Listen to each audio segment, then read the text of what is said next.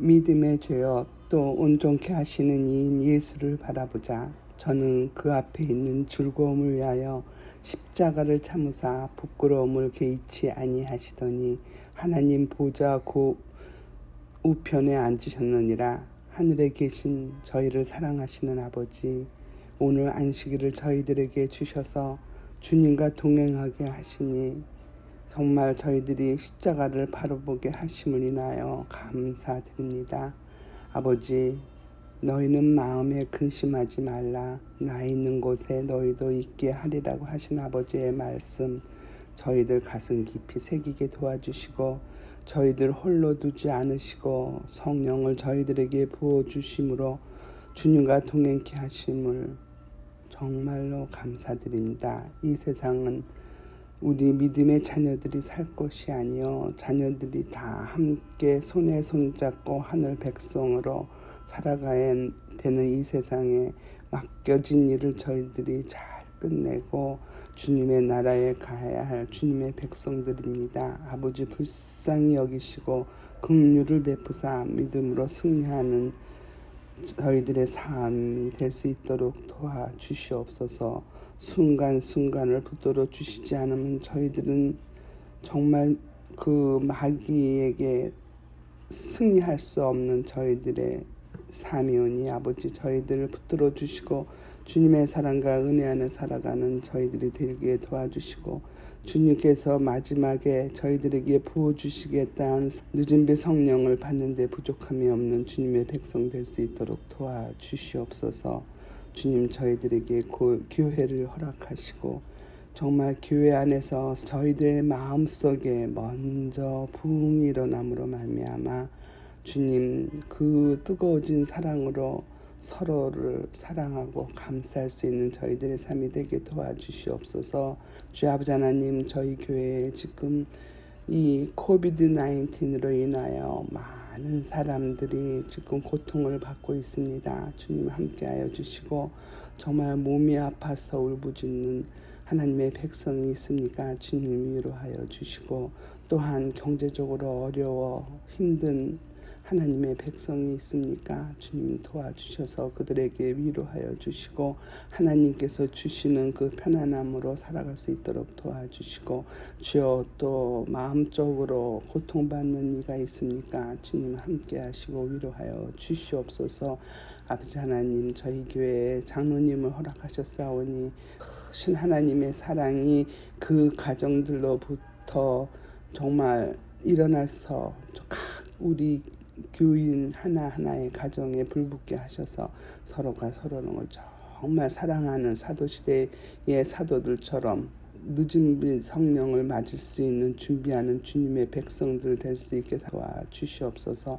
아버지 하나님, 저희 오늘 김금순 목사님께서 저희들에게 말씀을 전해주시는데 그 입에 성령의 두루마기로 인치시고 정말 그 나오는 말씀이 저희들 마음판에 새길 수 있도록 하셔서 하나님 은혜 안에서 이 마음이 불붙는 성령의 말씀을 전달하는 전달자의 역할을 잘 감당하시는 우리 목사님 되게 도우셔서 저희들이 안에서부터 먼저 성령의 불길이 일어남으로 말미암아 모든 믿지 않는 자들에게 전달자의 역할을 감당하는 데 부족함이 없도록 사용하시고, 주여 아버지 하나님, 저희 자녀손들에게 함께 하사 주여고 하늘나라를 같이 갈 수 있는 믿음의 자리에 들어올 수 있는 자녀들이 될 수 있도록 인도하시고, 한 사람 한 사람 주님의 그 능력으로 그 아이들이 정말 주님을 믿고 따라가는데 부족함이 없는 자녀들이 될 수 있도록 인도하여 주시옵소서. 주님께서 정말 이 안식일 온전히 저희들이 주님 앞에 지낼 수 있도록 하시고 하나님 은혜 가운데 거할 수 있도록 도와주실 것을 믿고 감사하며, 우리를 이 죄 가운데서 구원하여 주신 우리 구주 예수 그리스도 이름 받들어 기도드리옵나이다. 아멘.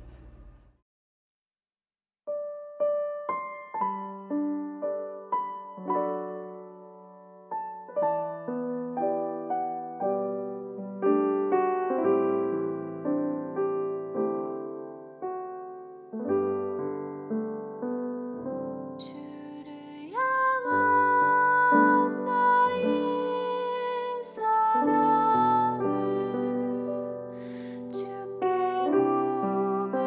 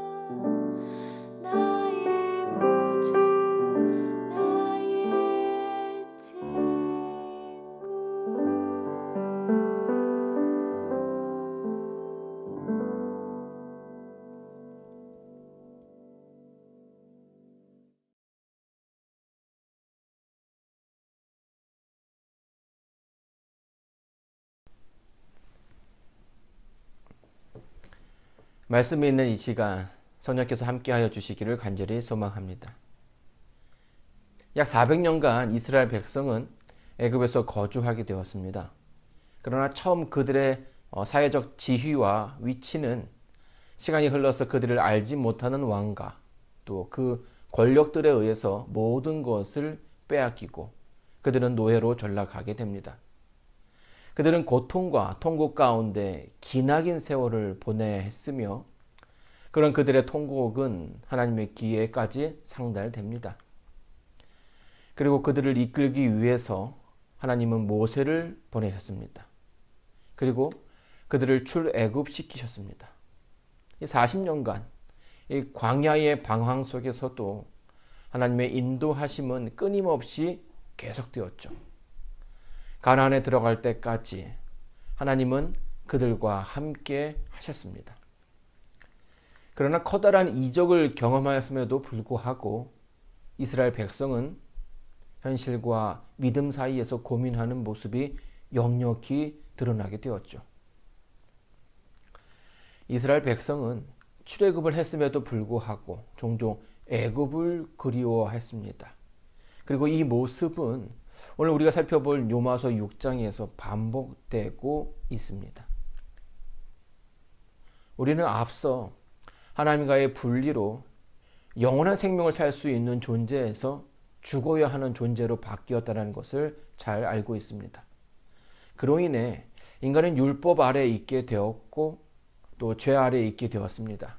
그리고 죄로 말미암아 인간은 죽을 수밖에 없는 존재가 되고 만 것이죠. 그러나 이러한 절망적인 인간에게 주어진 군 뉴스는 우리에게 죽지 않아도 된다는 것이었고요. 사도 바울은 그것을 전하기 위해서 로마서를 한 장씩 써내려 하고 있었던 것입니다. 참 감사한 것은 하나님께서 아무것도 모르는 인간을 위해서 안타깝고 애절한 사랑 가운데 모든 것을 미리 계획하셨다는 것입니다. 모든 것을 준비하셨고 결국 그 실행을 위해서 그리스도의 생명을 희생하게 됩니다. 이것은 분명 은혜이죠. 받을 가치가 없는 이들을 살리기 위한 그분의 헌신은 가히 큰 은혜입니다. 그래서 결국 인간은 죄로부터 자유하게 되었고 죄는 죽어야 한다는 율법으로부터 자유하게 됩니다. 그리고 또한 이 율법의 운명으로부터도 자유로울 수 있게 되는 기회를 얻게 되었죠. 그 모든 과정을 이끄셨던 하나님의 크신 사랑을 발견하게 되면서 인간의 삶에는 커다란 변화가 생기게 됩니다. 그리스도의 십자가를 발견하게 되고 내 죄가 예수 그리스도를 찔렀다라는 사실을 깨닫게 되므로 그 십자가 앞에 무릎을 꿇게 됩니다. 그리고 예수님의 사랑을 깨달은 사람들은 그 과정 가운데 침례를 받게 되죠. 하지만 오늘 우리의 침례는 순수하지 않습니다. 우리들 중에 몇은 침례를 강제로 받게 됩니다. 또 누구는 우리의 친구에 의해서 강요를 받았으며 또 몇은 학급의 동료들 때문에 침례를 받은 이들도 있죠. 이들의 한 가지 공통점은 침례의 의미를 잘 이해하지 못했다라는 것입니다. 모든 교파 가운데 상당수의 많은 사람들이 침례를 통해서 살았지만 죽은 자가 됩니다. 그러나 그들은 침례를 통해 죽지 않았고 다시 살아나서 세상과 교회에서 활보하고 있습니다. 우리가 비록 침례의 정확한 방식을 알고 있고 가지고 있지만 그것이 우리가 진리를 가지고 있음을 의미하는 것은 아닙니다. 로마서 6장 3절로 4절 말씀을 보도록 하겠습니다. 그리스도 예수님과 연합하여 침례를 받은 우리는 모두 그분의 죽으심과 연합하여 침례를 받은 줄 알지 못하느냐. 우리는 그분의 죽으심과 연합하여 침례를 받음으로 말미암아 그분과 함께 장사되었으니 이는 그리스도께서 아버지의 영광으로 말미암아 죽은 자들 가운데 살리심을 받은 것과 같이 우리도 또한 새 생명 가운데서 살도록 하려는 것이다. 침례는 거룩한 의미이지만 이 죽음을 의미하는 것에서부터 그 예식이 시작이 됩니다. 예수님께서 십자가에서 죽음을 당하셨습니다. 그가 죽을 수밖에 없었던 이유는 바로 나의 죄 때문이었죠. 내가 받을 율법의 선고를 예수님께서 대신 받으셨고 그로 말미암아 죽으셔야 했던 것입니다. 그렇게 예수님은 죽으셨습니다. 예수님을 따르고자 결심한 사람들은 십자가, 즉 죽음을 경험하게 됩니다. 우리와 제자들을 불러 이르시되 아무든지 나를 따라오려거든 자기를 부인하고 자기의 십자가를 지고 나를 쫓을 것이니라. 십자가는 침례를 상징하고 그것은 죽음을 의미하는 것입니다. 그래서 침례는 죽음에서 시작돼야 되는 것이 마땅합니다. 그래서 죽음을 자신의 죽음으로 받아들이는 것이지요. 그러나 침례의 의미는 여기에서 끝나는 것이 아닙니다. 이 죽음은 부활과 연결되는데 침례 시에 물에 잠겨지는 경험이 죽음이라면 이 목사에 의해서 일으켜 세워지는 것은 새 생명을 얻는 부활을 의미하는 것입니다. 이처럼 성경이 말하는 침례의 키워드는 죽음 그리고 새 생명이죠. 그리스도의 죽음이 내 것이 되는 것이고 또 그렇기 때문에 그리스도의 부활도 나에게 새로운 삶으로 주어지는 것입니다.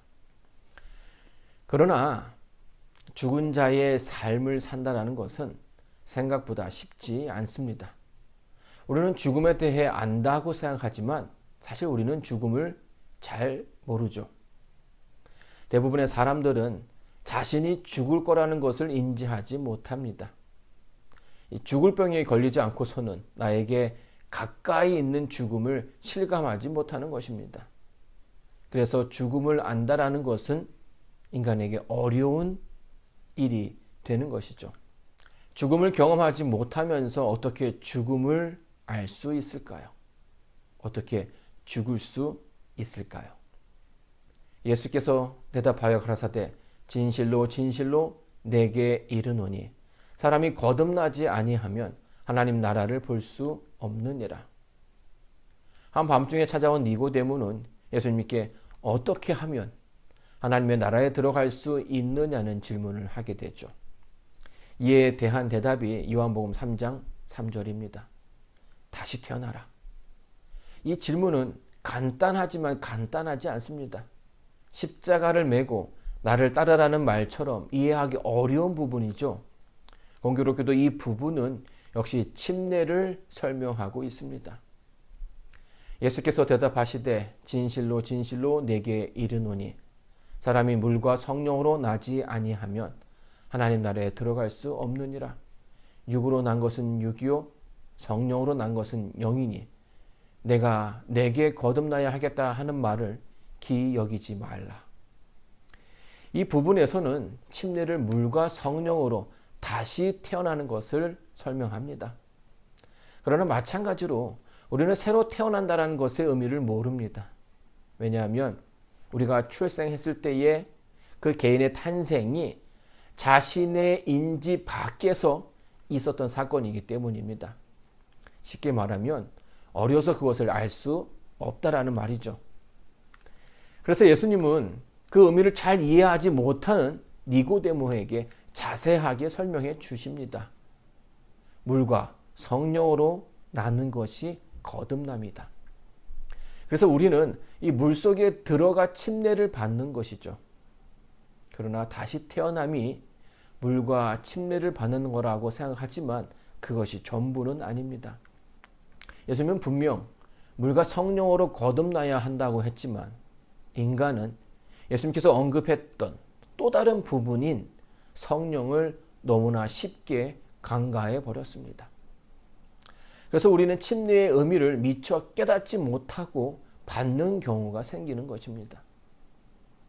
5절입니다. 만약 우리가 그분의 죽으심과 같은 죽음으로 그분과 연합한 자가 되었으면 또한 분명히 그분의 부활하심과 같은 부활로 그분과 연합한 자가 될 것이다. 이 부분에서 이 바울이 말하는 구원의 핵심은 예수 그리스도와의 연합입니다. 침례에 대한 설명을 하면서 연합이라는 말을 이 부분에서만 2번 사용하게 되죠. 죽음으로 그분과 연합하고 부활로 그분과 연합하는 자. 이것은 개인이 그리스도와 하나 되는 경험이 반드시 필요하다는 말입니다. 어떻게 몸이 다른 두 사람이 하나가 될 수 있겠습니까? 하지만 이 동양에서는 오래전부터 이런 사상을 가지고 있었습니다. 부부 일심동체. 부부는 마음과 몸이 하나로 모아진다는 말입니다. 우리는 이 말이 몸이 하나 된다는 말이 아님을 잘 알고 있죠. 그 뜻이 하나의 방향, 하나의 목표로 향해진다는 말입니다. 꼭 그 말은 그리스도의 죽음과 부활이 나의 삶에서도 적용되어야 한다는 말이고 그리스도와 내가 하나의 뜻, 하나의 방향으로 가야 한다는 것을 말하고 있는 것입니다.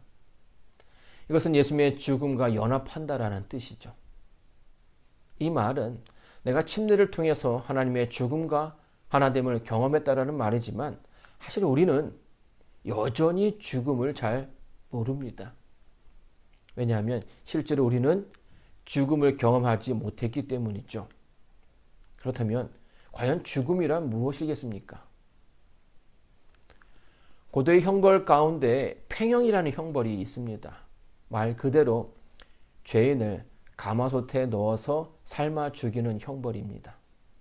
살아있는 인간을 물이나 기름, 동물 지방이 있는 가마솥에 집어넣고 뚜껑을 닫고 끓이거나 끓고 있는 상태에서 강제로 밀어 넣어서 서서히 고통을 느끼게 하며 죽여버리기 때문에 그 잔혹함이 화형을 넘어선다는 것입니다. 실제 중국에서는 이 팽형에 사용되었던 솥이 발굴된 적이 있습니다. 그러나 조선에서는 이 끔찍한 형벌은 자제했기 때문에 실제로 삶아지지는 않았습니다. 대신에 이 형벌이 다른 방식으로 집행되었다는 이야기가 전해집니다. 부정부패를 저지른 관리에게 해당하는 형벌로서 우포도청 앞에 해정교, 지금 이 종로구 종로 1가 이 광화문 우체국 부분이라고 설명이 되어집니다. 거기에 커다란 가마솥을 설치하여 형을 준비합니다. 이 죄인을 그 가마솥 앞에 앉혀놓고 팽형을 하겠다고 선언을 합니다. 그 후에 가마솥을 내오면 이 집행인들은 죄인을 가마솥에 넣고 잠깐 끓여 미지근한 물에 넣었다가 도로 꺼냅니다.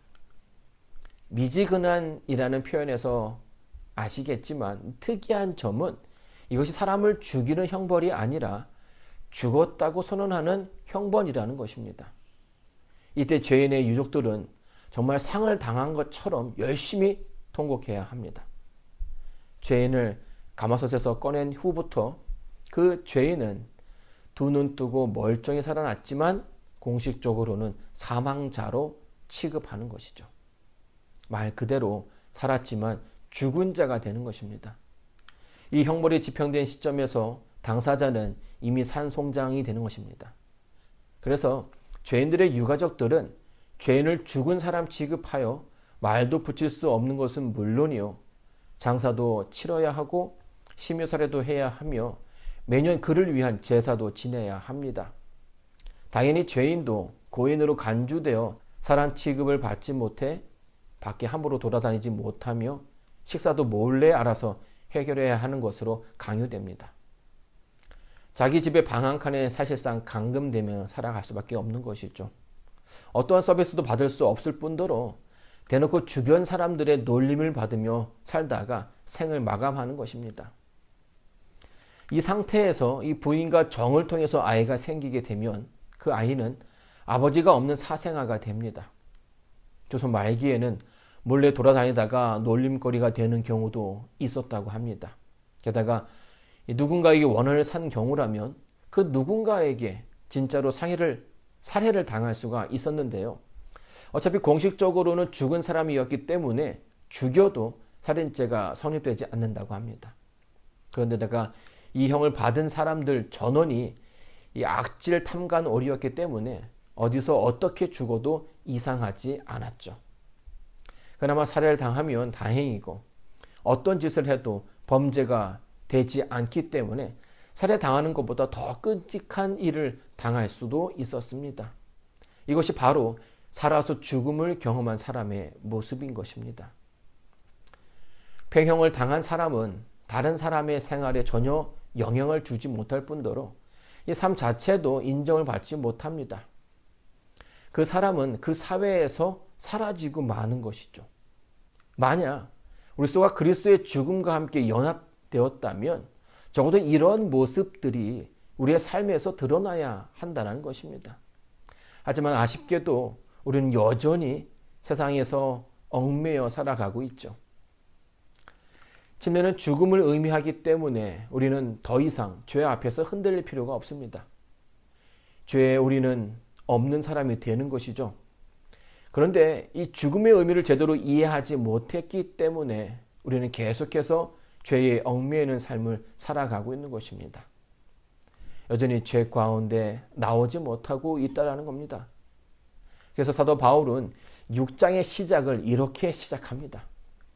그러면 우리가 무슨 말을 하겠느냐? 은혜를 더하려고 죄 가운데 머물러 있겠느냐?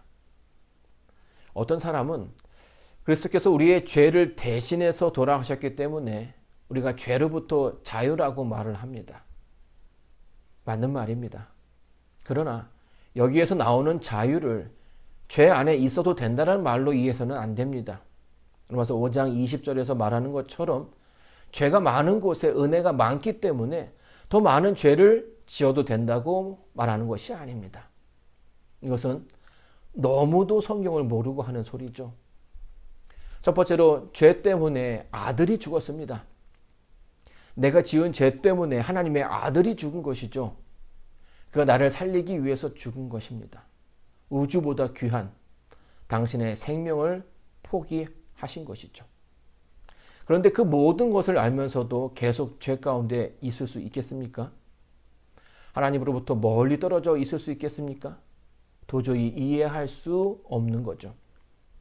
그 결과를 알면서 다시금 죄 가운데 들어간다는 것은 우리가 그분의 희생을 이해하지 못했거나 무시하는 격이 되는 것입니다.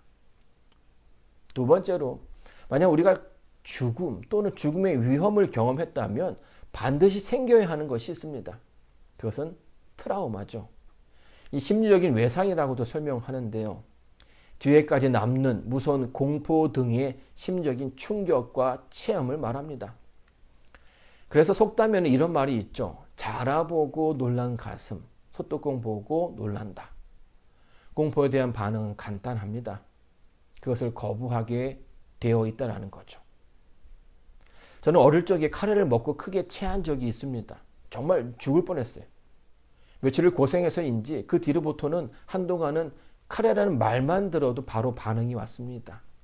이런 비근한 경험들을 여러분도 경험했을 거라고 생각이 됩니다. 이처럼 생명에 위험이 되는 것에는 본능적으로 거부 반응이 있게 되죠. 그러나 죄 가운데 죽은 우리가 다시 죄 가운데 들어간다라는 것, 이것은 죽음의 본질을 모르고 하는 소리입니다.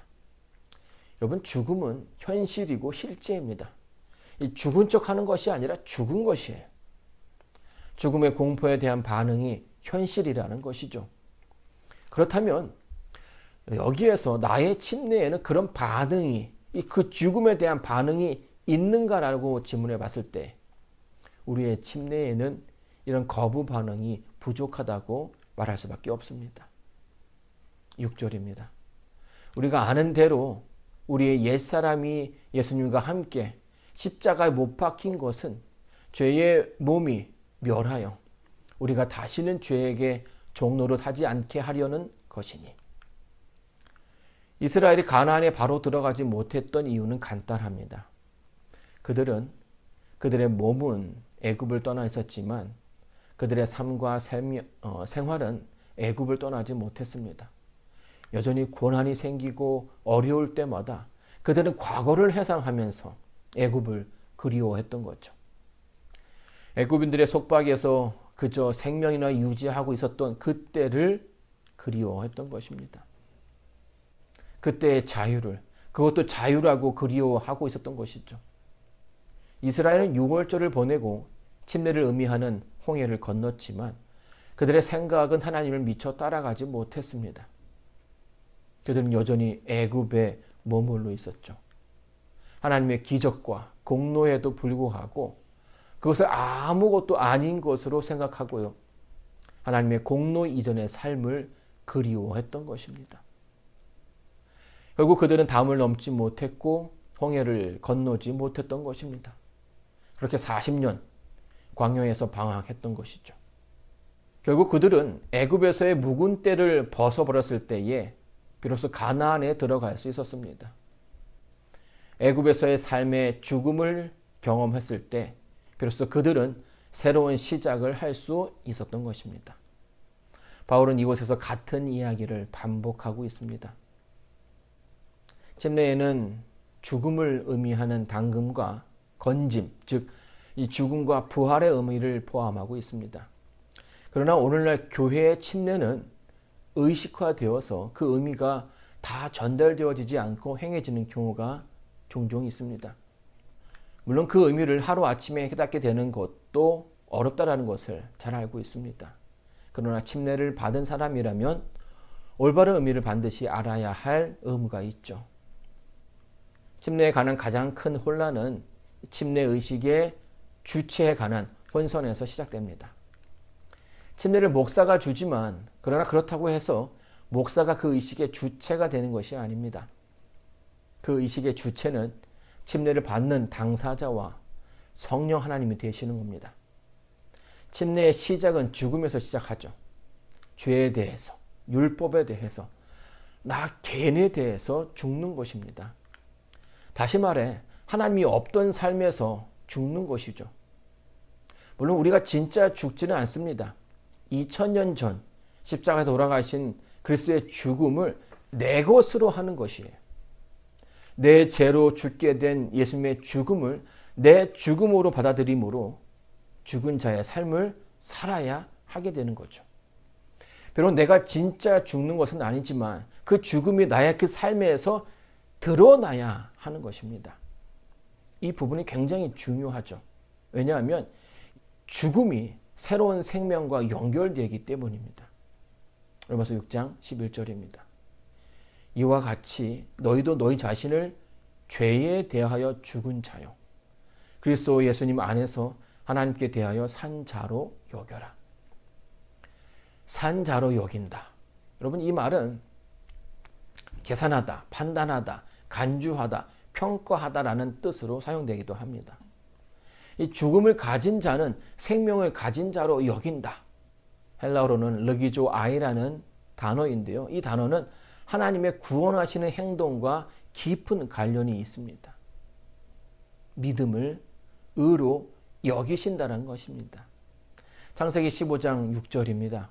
아브라함이 여호와를 믿으니 여호와께서 이를 그의 의로 여기시고. 아브라함 믿음이 가치가 있는 것이 아니었습니다.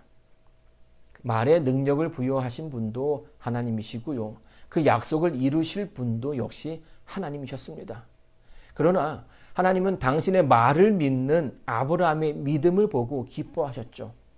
그리고 그것을 의로 인정하셨습니다. 랍비들은 이 부분을 이렇게 설명합니다.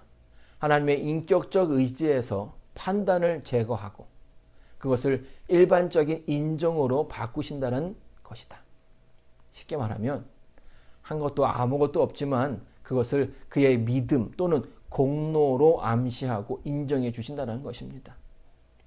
죽음을 가진 사람들, 곧 그들이 새 생명을 살 것을 인정하신다는 말입니다. 그렇다면 침례를 통해서 죽음을 경험한 자는 생명을 얻게 된다는 뜻이죠. 다시 태어날 수 있다는 말입니다. 자, 그러면 누가 태어나는 것일까요? 누가 다시 살아나는 것입니까?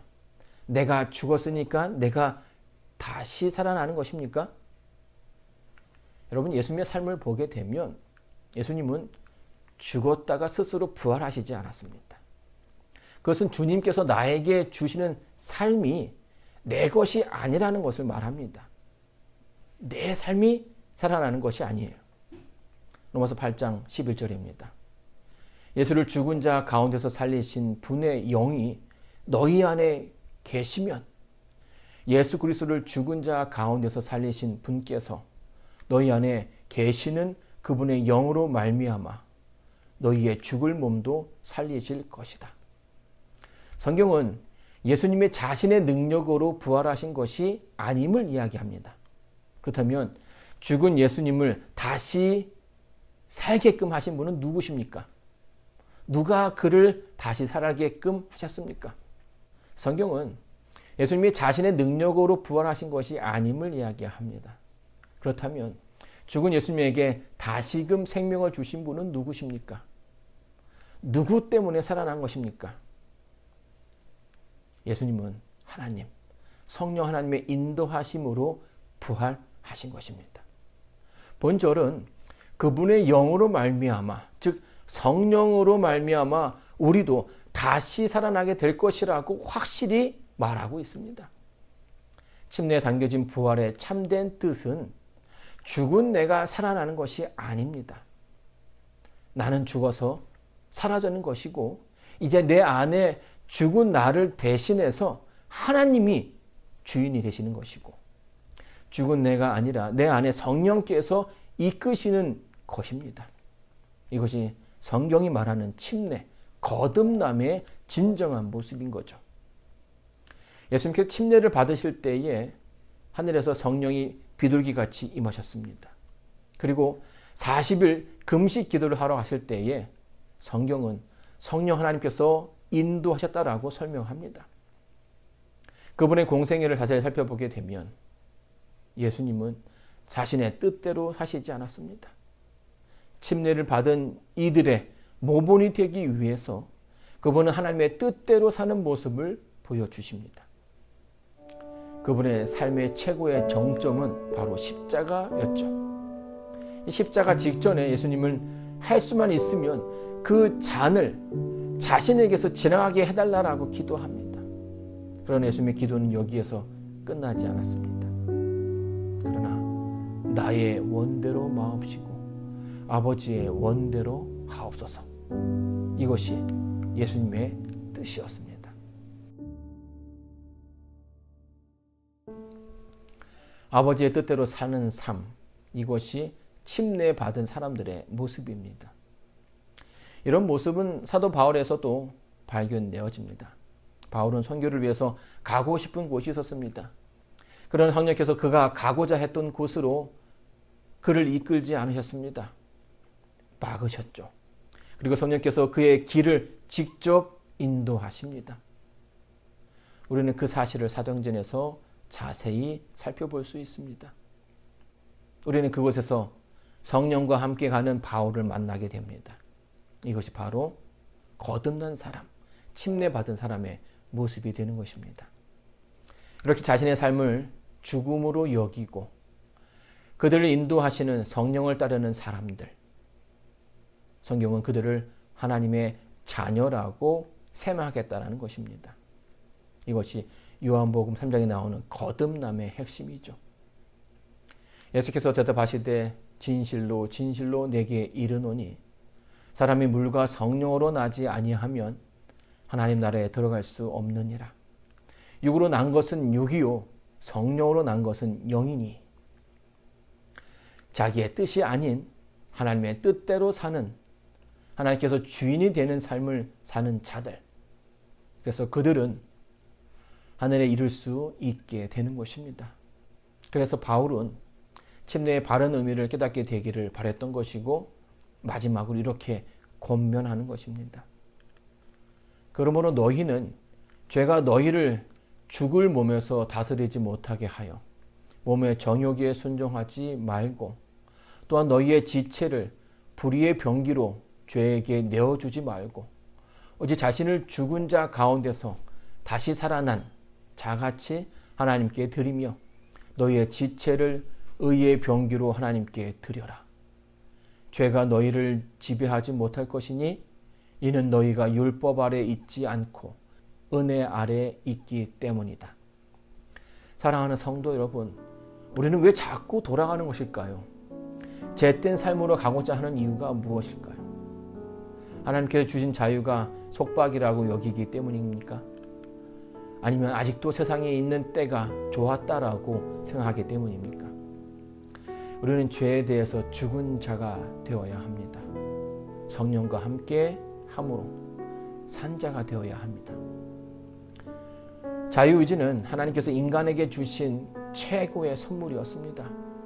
하지만 죄로 망가진 우리에게 그 의지는 자꾸 죄로 기울어져 우리는 자꾸 뒤돌아보게 되는 것입니다. 그래서 바울은 그것을 하나님께 드리라고 말합니다. 나의 의지를 하나님께 드려야 한다는 거죠. 그것이 인간이 진정한 행복을 누릴 수 있는 유일한 방법으로 소개하고 있습니다. 오늘은 특별히 한용원 선생님의 복종이라는 시를 한 편 읽어드리기를 원합니다. 복종. 남들은 자유를 사랑한다지만 나는 복종을 좋아하여요. 자유를 모르는 것은 아니지만 당신에게는 복종만 하고 싶어요. 복종하고 싶은데 복종하는 것은 아름다운 자유보다도 달콤합니다. 그것이 나의 행복입니다. 그러나 당신이 나더러 다른 사람을 복종하라면 그것만은 복종할 수 없습니다. 다른 사람을 복종하려면 당신에게 복종할 수 없는 까닭입니다. 한 사람이 두 주인을 섬길 수 없다고 합니다. 세상이 아닌 예수님의 품 안에 있는 여러분 되시기를 간절히 바랍니다. 오직 예수님만이 여러분의 주인이 되어 주시길 바라며 오늘 말씀을 마치겠습니다.